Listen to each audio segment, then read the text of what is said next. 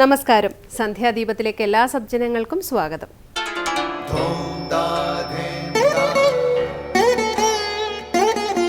ശുഭം ഭവതു കല്യാണമായുസാരോഗ്യവർദ്ധനം സർവദുഃഖ വിനാശായ സന്ധ്യാദീപം നമോസ്തുതേ.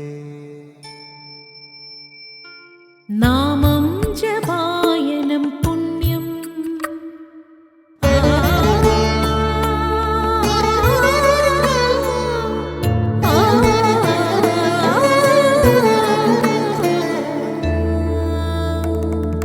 നാമം ജപായനം പുണ്യം നിരുപമദീപാങ്കുരം പോലെ സ്വരശ്രുതിലയവരമതുലം ദീവാങ്കണം മോക്ഷസംഗീതസാരം നീളും വഴിത്താരയിൽ ജീവതാരം മന്ത്രാലാപം മായാവിൻ നിൻ പ്രസാദം.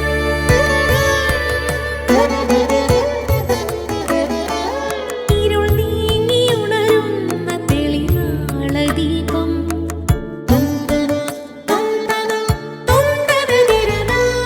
ഇരുൾ നീങ്ങിയുണരുന്ന തെളിനാളദീപം പ്രണവാമൃതം ചൊരിയുന്ന ദീപം. ദീപം ദീപം ദീപം ദീപം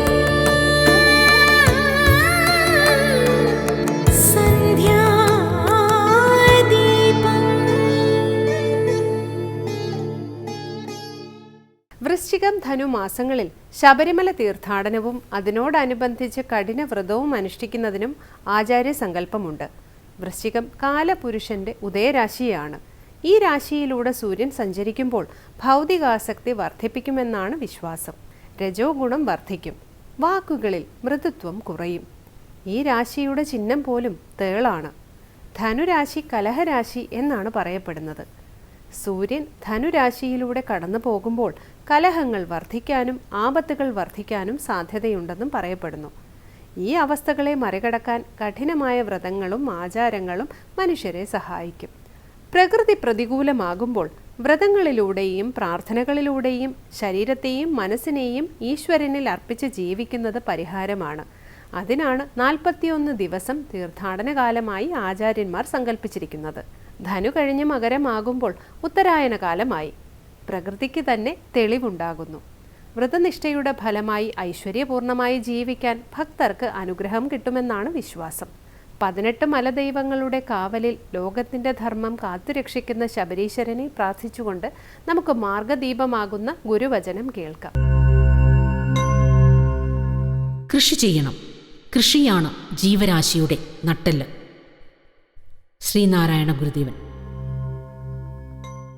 അടുത്തതായി ശ്രീ ശങ്കരാചാര്യ രചിച്ച ശിവാനന്ദലഹരിയിലെ ശ്ലോകം ശ്രീ കാവാലം ശ്രീകുമാർ ചൊല്ലുന്നത് കേൾക്കാം.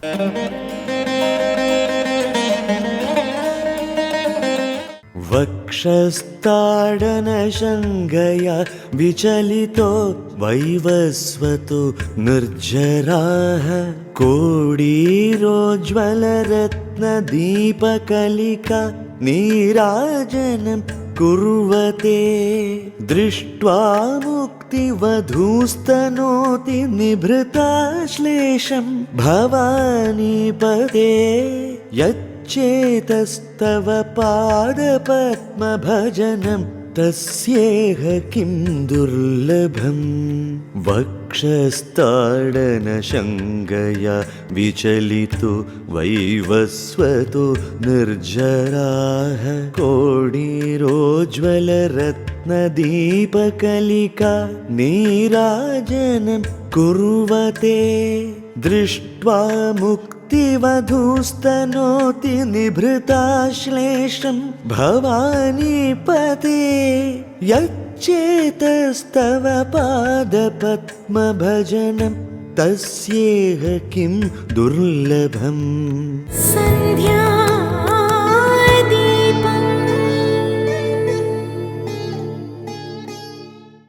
ഇനി ശ്രീ ശങ്കരാചാര്യരുടെ കൃതികളെ വ്യാഖ്യാനിക്കുന്ന ശങ്കര സ്തോത്രാമൃതം.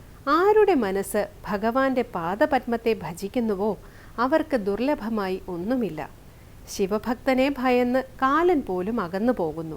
ശ്രീ പരമേശ്വരന്റെ പാദങ്ങളെ ഭജിക്കുന്ന ഭക്തരെ ദേവന്മാർ ദീപാരാധന ചെയ്യുന്നു. ഇത്തരത്തിൽ ഭക്തി കൊണ്ട് പരമമായ ലക്ഷ്യപ്രാപ്തി നേടും എന്ന് വ്യക്തമാക്കുന്ന ശിവാനന്ദലഹരിയിലെ 65-ാം ശ്ലോകം സ്വാമി ചിദാനന്ദപുരി വ്യാഖ്യാനിക്കുന്നത് ഇനി കേൾക്കാം.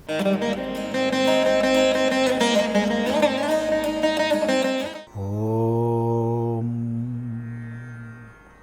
ഗുരുർബ്രഹ്മാ ഗുരുർവിഷ്ണു ഗുരുർദേവോ മഹേശ്വരഃ ഗുരു സാക്ഷാത് പരം ബ്രഹ്മ തസ്മൈ ശ്രീ ഗുരവേ നമഃ. ഓം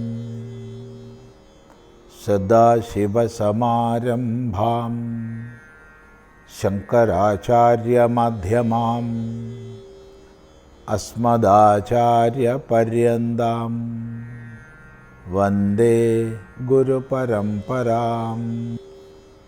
ഭക്തിമഹിമ വെളിപ്പെടുത്തുന്ന ഭാഗമാണ് ശ്രീശങ്കര സ്തോത്ര കൃതികളിൽ ശിവാനന്ദലഹരിയിൽ നമ്മളിപ്പോൾ പഠിക്കുന്ന ഭാഗങ്ങളൊക്കെ. അവിടെ നമ്മൾ 64 ശ്ലോകങ്ങൾ പൂർത്തിയാക്കി. തൻ്റെ മനസ്സാകുന്ന രത്നപാതുകത്തെ ധരിച്ച് നടന്നാലും എന്ന് പ്രാർത്ഥിച്ചു. തുടർന്ന് ഭക്തി കൊണ്ടെല്ലാം സിദ്ധമാകുന്നു. നമ്മളിൽ ശുദ്ധമായ ഭക്തി ഉണ്ടെങ്കിൽ ജീവിതത്തിൽ പരമമായ ലക്ഷ്യപ്രാപ്തി നേടുന്നു എന്ന് പറയുക ചെയ്യണത്. എങ്ങനെ നോക്കൂ.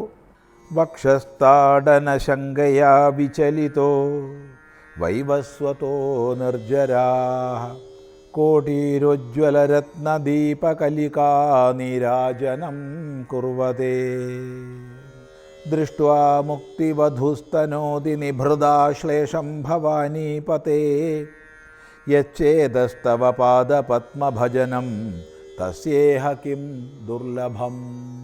വക്ഷസ്ഥാടന ശങ്കയാ വിചലിതോ വൈവസ്വതോ നിർജരാഃ കോടിരോജ്വലരത്നദീപകലികാ നീരാജനം കുർവതേ ദൃഷ്ട്വാ മുക്തിവധുസ്തനോതി നിഭൃതാശ്ലേഷം ഭവാനീപതേ യചേതസ്തവ പാദപത്മഭജനം തസ്യേഹ കിം ദുർലഭം. യചേതഃ തവ പാദപത്മഭജനം തസ്യ ഇഹ കിം ദുർലഭം. അവിടെ നമ്മൾ അർത്ഥപൂർണതയ്ക്ക് വേണ്ടി കരോതി എന്നോ മറ്റോ കൂട്ടിച്ചേർക്കണം. യത് ചേതഃ യാതൊരു മനസ്സ് തവ പാദപത്മഭജനം നിൻ്റെ പാദപത്മഭജനത്തെ ചെയ്യുന്നുവോ, അവിടെ ചെയ്യുന്നുവോ എന്ന് കൂട്ടിച്ചേർക്കണം. അല്ലെങ്കിൽ ചേതഃ എന്നുള്ള പ്രഥമയെ സപ്തമിയാക്കി ചേതസി എന്നാക്കണം. രണ്ടായാലും വിരോധമില്ല. അപ്പോൾ ഏതൊരു ചേതസ്സിൽ നിൻ്റെ പാദപത്മഭജനമുണ്ടോ, അഥവാ ഏതൊരു ചേതസ് നിൻ്റെ പാദപത്മഭജനത്തെ ചെയ്യുന്നുവോ തസ്യ ഇഹ കിം ദുർലഭം. അയാൾക്ക് ഇവിടെ എന്ത് ദുർലഭമാണ്? എന്താണ് ദുർലഭം? ഒന്നും ദുർലഭമില്ല. ഭക്തന് എല്ലാം സുലഭമായി തീരുന്നു. ആവശ്യമുള്ളതെല്ലാം വന്നു ചേരുന്നു, സംശയമില്ല. അപ്പോൾ യാതൊരാളുടെ ചേതസ് ഭഗവാന്റെ പാദപത്മ ഭജനം ചെയ്യുന്നുവോ, ഭജനം സേവനം ഭജ് സേവായാം എന്ന ധാതു. അപ്പോൾ പാദപത്മങ്ങളെ ആരാണോ സേവിക്കുന്നത് തസ്യ ഇഹ കിം ന ദുർലഭം. കിം ദുർലഭം? എല്ലാം അയാൾക്ക് നേടാൻ സാധിക്കുന്നു. അതിൽ ചിലതൊക്കെ എണ്ണി പറയുന്നു. എന്തൊക്കെയാണ്? വക്ഷസ്ഥാടന ശങ്കയാ വിചലിതോ വൈവസ്വതഃ. അപ്പോൾ ഒരാൾ മനസ്സുകൊണ്ട് ഭഗവാന്റെ പാദപത്മഭജനം ചെയ്യുന്നുവെങ്കിൽ എന്ത് സംഭവിക്കുന്നു? വൈവസ്വതഃ, വൈവസ്വതൻ. വൈവസ്വതൻ എന്നാൽ വിവസ്വാൻ്റെ പുത്രൻ. വിവസ്വാൻ്റെ പുത്രൻ യമൻ. യമൻ എന്ത് ചെയ്യുന്നു? വക്ഷസ്ഥാടന ശങ്കയ, ഇനി തൻ്റെ നെഞ്ചിന് ചവിട്ട് കിട്ടുമോ എന്ന് ശങ്ക ചെയ്തിട്ട് എന്ന ശങ്ക കൊണ്ട് വിചലിത മാറിപ്പോകുന്നു. ഇപ്പം ഏതൊരാൾ ഭഗവത് പാദപത്മ ഭജനം ചെയ്യുന്നുവോ അയാളെ സംബന്ധിച്ച് യമൻ അടുക്കുന്നില്ല എന്നർത്ഥം. കാരണം യമന് ഭയമാണ്. ശിവഭക്തനെ താൻ സമീപിച്ചാൽ ശിവൻ തൻ്റെ നെഞ്ച് ചവിട്ടി പൊളിക്കുമോ എന്ന് പേടിയാണ്. അതാണ് പറയുന്നത് വക്ഷസ്ഥാടന ശങ്കയ, വക്ഷസിനെ താടിക്കുമോ ചവിട്ടുമോ എന്നുള്ള ശങ്ക കൊണ്ട് വൈവസ്വത യമൻ വിചലിത ദൂരേക്ക് പോയി മറയുന്നു. അതാണ് ഒന്നാമത്തെ പ്രയോജനം. മരണം ദൂരെ അകലുന്നു. പിന്നെ നിർജ്ജരാഹ കോടീരോജ്വല രത്നദീപകലികാനീരാജനം കുറുവതേ. സാധാരണ ഭക്തന്മാർ അല്ലെങ്കിൽ കർമ്മികൾ വ്യത്യസ്ത ദേവതകളെ പൂജിക്കുന്നു. ആ പൂജയുടെ ഭാഗമായിട്ട് ദീപാരാധന ചെയ്യുന്നു, നീരാജനം. എന്നാൽ ഇവിടെയാകട്ടെ ആരുടെ മനസ്സ് പരമേശ്വരൻ്റെ പാദപത്മഭജനത്തിൽ വ്യാപൃതമാണോ അയാളെ ദേവന്മാരിങ്ങോട്ട് ദീപാരാധന ചെയ്ത് പൂജിക്കുന്നു. അയാൾ ദേവന്മാരെ പൂജിക്കുകയല്ല, സകല ദേവന്മാരും അയാളെ പൂജിക്കുന്നു. അതാണ് പറയുന്നത് നിർജ്ജരാഹ ദേവന്മാർ കോടീരോജ്വല രത്നദീപകലികാ നീരാജനം, ഉജ്ജ്വലിക്കുന്ന രത്നകോടീരങ്ങളുടെ, കോടീരം കിരീടം. ഇപ്പം ദേവന്മാർ രത്നകിരീടങ്ങൾ, ആ രത്നകിരീടങ്ങളിലൂടെ തട്ടി പ്രതിഫലിക്കുന്ന ദീപം, ദീപകലിക, കലിക നാളം. അപ്പം ദേവന്മാരെല്ലാവരും തങ്ങളുടെ കിരീടങ്ങളിലെ രത്നങ്ങളിൽ തട്ടി പ്രതിഫലിക്കുന്ന ദീപനാളങ്ങളെ കൊണ്ട് നീരാജനം കുറുവതേ, ദീപാരാധന ചെയ്യുന്നു. ഇപ്പോൾ സാമാന്യമായി കർമ്മികൾ ദേവന്മാരുടെ നീരാജന ചെയ്യുക. എന്നാൽ ആരുടെ മനസ്സ് ശിവനിൽ തന്നെ ചേർന്നിരിക്കുന്നുവോ അങ്ങനെയുള്ള പരാഭക്തനെ ദേവന്മാരിങ്ങോട്ട് ദീപാരാധന ചെയ്യുന്നു.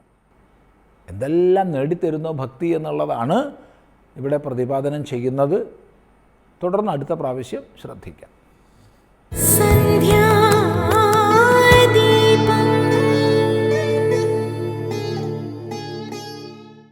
അവസാനമായി ദീപാരാധനയാണ്. ക്ഷേത്രസന്നിധിയിലെത്തി അവിടുത്തെ ഐതിഹ്യവും അനുഷ്ഠാനവും അറിഞ്ഞ് ആരതി തൊഴുതു മടങ്ങാം.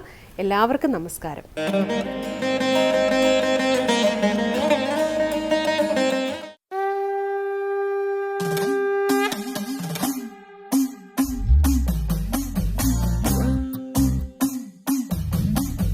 നീലക്കാടിനു മുകളിലെ നീലിമലയുടെ നെറുകയിൽ നിത്യതാപസനേ നീയന്നയ്യനയ്യപ്പൻ.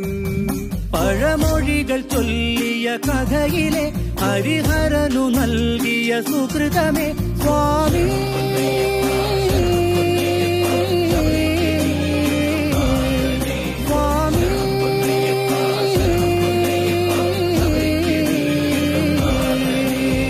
നീലക്കാടിനു മുകളിലെ നീലിമലയുടെ നെറുകയിൽ കലികാലത്തിന്റെ സമസ്ത ജീവിത ദുഃഖങ്ങളിൽ നിന്നും മോക്ഷപ്രാപ്തിയേകാൻ ഒരു ശരണസവിധം നമ്മെ തൊട്ടുവിളിക്കുകയാണ്. ഇവിടെയാണ് വീരണകാവ് ശ്രീ ധർമ്മശാസ്താ ക്ഷേത്രം.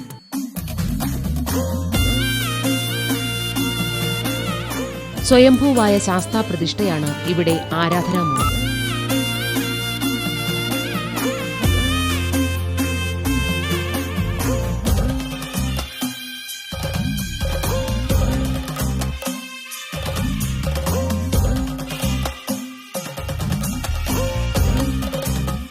കുതിരയെ വാഹനമാക്കിയ ശാസ്താവിന്റെ തിരുസന്നിധി ധർമ്മമാർഗത്തിൽ സഞ്ചരിക്കുന്നതിന് മാനവ സമൂഹത്തെ തയ്യാറാക്കുന്ന രഥവീതിയാണ്.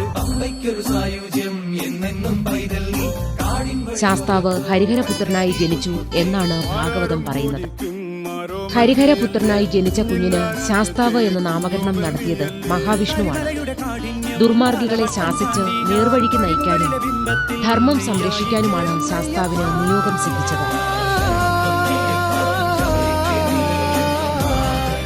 പശ്ചിമഘട്ട മലനിരകളിലെ പ്രസിദ്ധമായ ശാസ്താക്ഷേത്രങ്ങളിൽ വിഗ്രഹപ്രതിഷ്ഠ നടത്തിയത് പരശുരാമനാണെന്നാണ് വിശ്വാസം. ശബരിമല, പൊന്നമ്പലമേട്, അച്ചൻകോവിൽ, ആര്യൻകാവ്, കുളത്തൂപ്പുഴ എന്നിവിടങ്ങളിൽ കൂടാതെ കേരളത്തിന്റെ തെക്കേ അറ്റത്ത് ശാസ്താംപാറയിലും പരശുരാമൻ ശാസ്താപ്രതിഷ്ഠ നടത്തിയെന്ന് വിശ്വസിച്ചു വരുന്നു.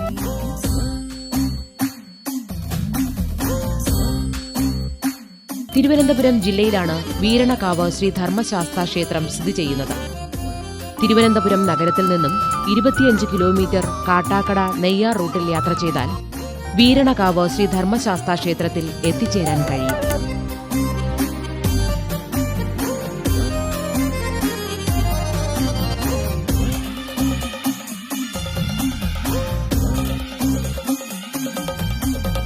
ഒന്നൊന്നൊരു വേദത്തിൻ ഓങ്കാരം തന്നെ നീ, തൊയ്തക്കര മാറ്റിയിടും ദേവസ്വരമല്ലേ നീ.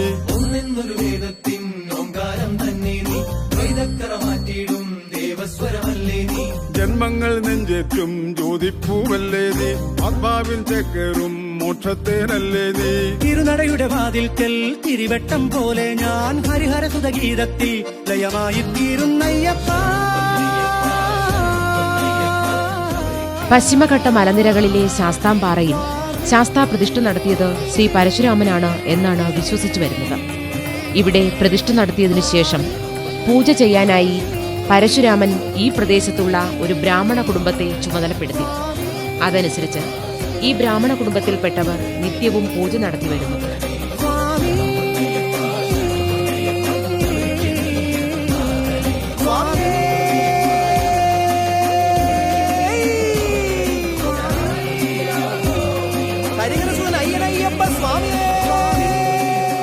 അന്ന് പൂജ നടത്തിയിരുന്ന ഒരു ബ്രാഹ്മണ ശ്രേഷ്ഠന് വാർദ്ധക്യം ബാധിച്ചപ്പോൾ പൂജാതി കാര്യങ്ങൾ മുടങ്ങുമോ എന്ന് അദ്ദേഹം ഭയന്നു.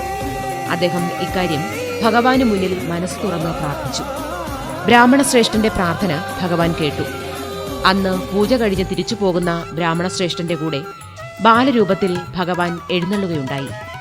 ഏറെ ദൂരം കാനന വഴികളിലൂടെ സഞ്ചരിച്ച ബ്രാഹ്മണന് നെയ്യാറിന്റെ കരകളിലെത്തിയപ്പോൾ പുഴ മുറിച്ചു കടക്കാനാകാതെ വിഷമിച്ചു നിൽക്കേണ്ടി വന്നു.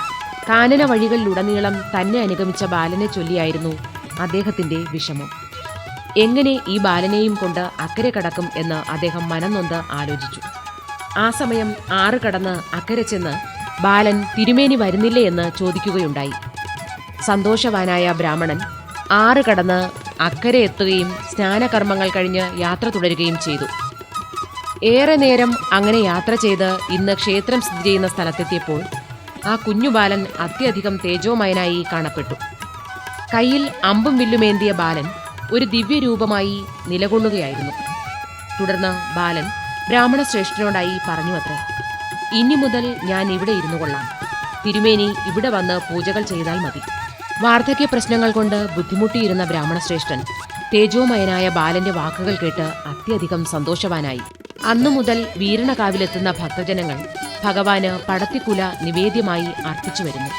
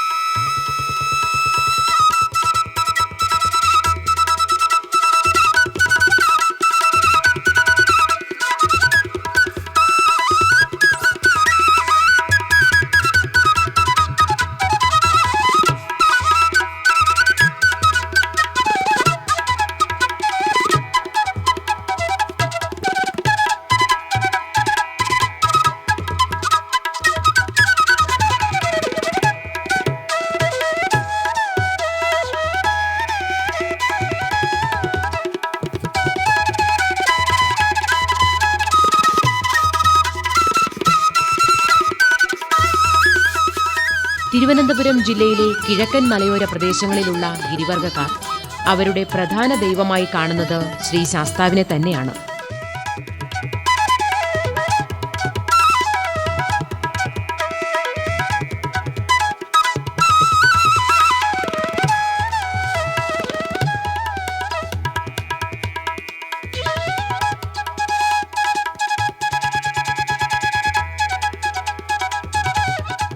വീരണകാവ് ശ്രീ ധർമ്മശാസ്ത്ര ക്ഷേത്രത്തിന് സമീപം ഒരു ശിവക്ഷേത്രമുണ്ട്, നെടുമൺ മഹാദേവ ക്ഷേത്രം.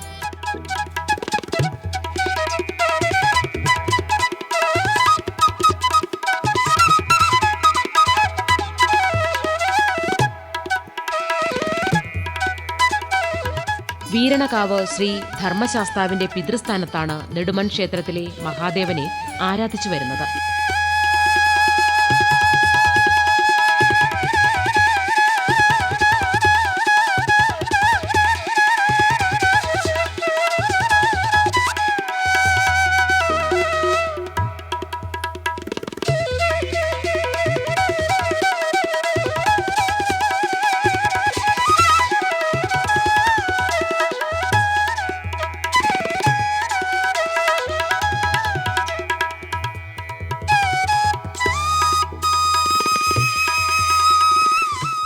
അറുപത് ദിവസം നീണ്ടുനിൽക്കുന്ന മണ്ഡലച്ചിറപ്പ് മഹോത്സവവും ആഴിപൂജയും വിശേഷാൽ ചടങ്ങുകളാണ്.